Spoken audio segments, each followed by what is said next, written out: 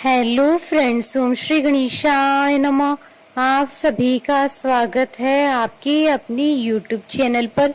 Friends, आज हम आपको इस वीडियो में बताने जा रहे हैं ऋषि पंचमी का शुभ मुहूर्त, पूजा विधि, उद्यापन विधि और ऋषि पंचमी की व्रत कथा और महत्व के बारे में। फ्रेंड्स, वीडियो शुरू करने से पहले आपसे रिक्वेस्ट है, अगर आप हमारे चैनल पर नए हैं और आपने अभी तक चैनल को सब्सक्राइब नहीं किया है तो प्लीज सब्सक्राइब कीजिएगा चैनल को, साथ ही प्रेस कीजिएगा बेल आइकन को, जिससे नए वीडियो से रिलेटेड नोटिफिकेशन आपको तुरंत प्राप्त हो सके। और वीडियो पसंद आने पर वीडियो को लाइक और शेयर जरूर कीजिएगा ताकि सभी भक्तों को इस वीडियो का लाभ प्राप्त हो सके। और कमेंट बॉक्स में ओम श्री गणेशाय नमः जरूर लिखिएगा।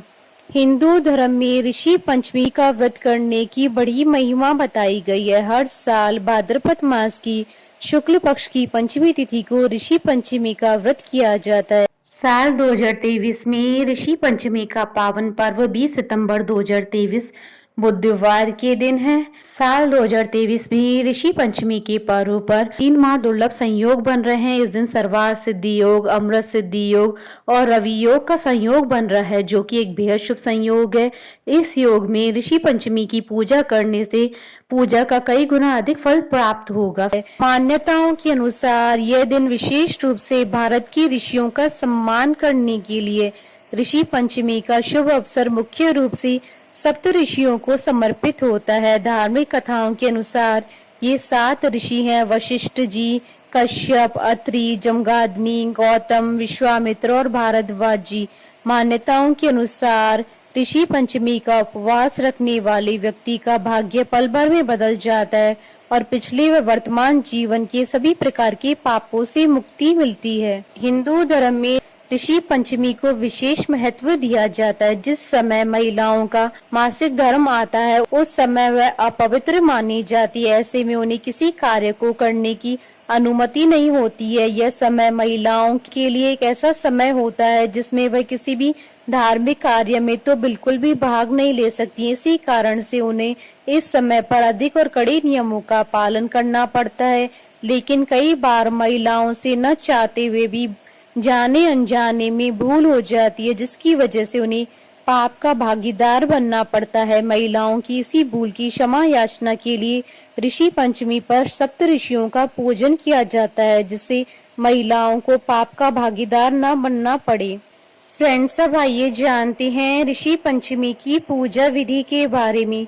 ऋषि पंचमी के दिन महिलाओं को ब्रह्म मुहूर्त में उठकर किसी पवित्र नदी, तालाब या घर पर नहाने के पानी में गंगा जल डालकर स्नान करके स्वच्छ वस्त्र धारण करने चाहिए। इसके बाद उन्हें पूरे घर को गाय के गोबर से लीपना चाहिए।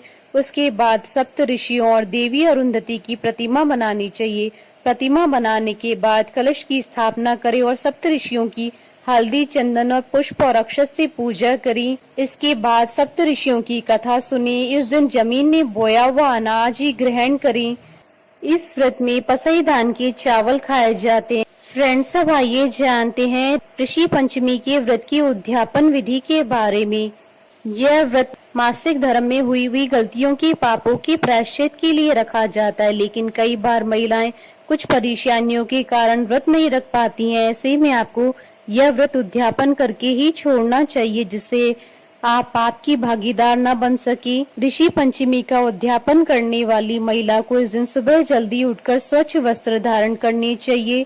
आप चाहें तो ऋषि पंचमी व्रत के उद्यापन की विधि किसी ब्राह्मण से भी करा सकते हैं या फिर स्वयं भी कर सकते हैं।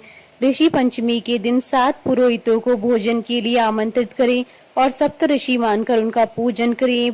पुरोहितों को भोजन कराने से पहले ऋषि पंचमी की पूजा अवश्य करें। इसके लिए पहले पूरे घर को गाय के गोबर से लीपें।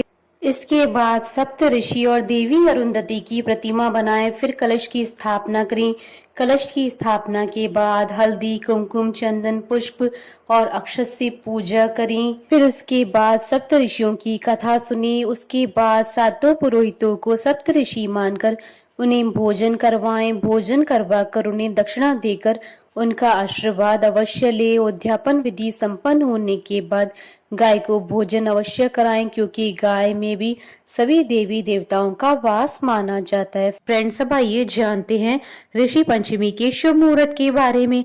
हिंदू पंचांग के अनुसार साल 2023 में ऋषि पंचमी 20 सितंबर 2023 बुधवार के दिन है।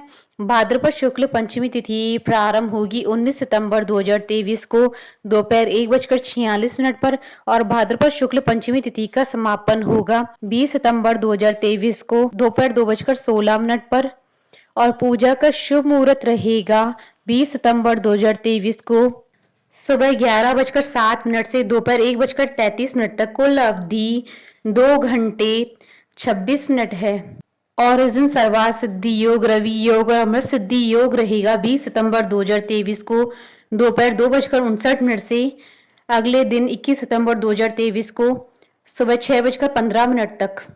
फ्रेंड्स, अब आइए प्रारंभ करें ऋषि पंचमी की कथा।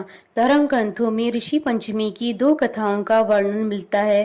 पहली कथा, सतयुग में विदर्भ नगरी में शैनजित नामक राजा हुए थे। वह ऋषियों के समान थे। उन्हीं के राज में एक कृषक सुमित्र था। उसकी पत्नी जयश्री अत्यंत पतिव्रता थी। एक समय वर्षा ऋतु में जब उसकी पत्नी खेती के कामों में लगी हुई थी तो वह रजस्वला हो गई। उसको रजस्वला होने का पता लग गया, फिर भी वह घर के कामों में लगी हुई थी। कुछ समय बाद वह दोनों स्त्री पुरुष अपनी अपनी आयु भोगकर मृत्यु को प्राप्त हुए। जयश्री तो कुतिया बनी और सुमित्र को रजस्वला स्त्री के संपर्क में आने के कारण बैल की योनि मिली, क्योंकि ऋतु दोष के अतिरिक्त इन दोनों का कोई अपराध नहीं था। इसी कारण इन दोनों को अपने पूर्व जन्म का समस्त विवरण याद रहा। वे दोनों कुतिया और बैल के रूप में उसी नगर में अपने बेटे सुचित्र के यहाँ रहने लगे। धर्मात्मा सुचित्र अपने अतिथियों का पूर्ण सत्कार करता था। अपने पिता की श्राद्ध के दिन उसने अपने घर ब्राह्मणों को भोजन के लिए नाना प्रकार के भोजन बनवाए। जब उसकी स्त्री किसी काम के लिए रसोई से बाहर गई हुई थी तो एक सर्प ने रसोई की खीर के बर्तन में विष का वमन कर दिया।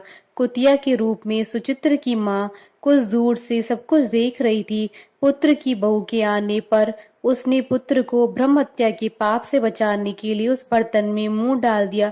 सुचित्र की पत्नी चंद्रवती से कुतिया का यह कृत्य न देखा गया और उसने चूल्हे से जलती लकड़ी निकालकर कुतिया को मारी। बेचारी कुतिया मार खाकर इधर उधर भागने लगी।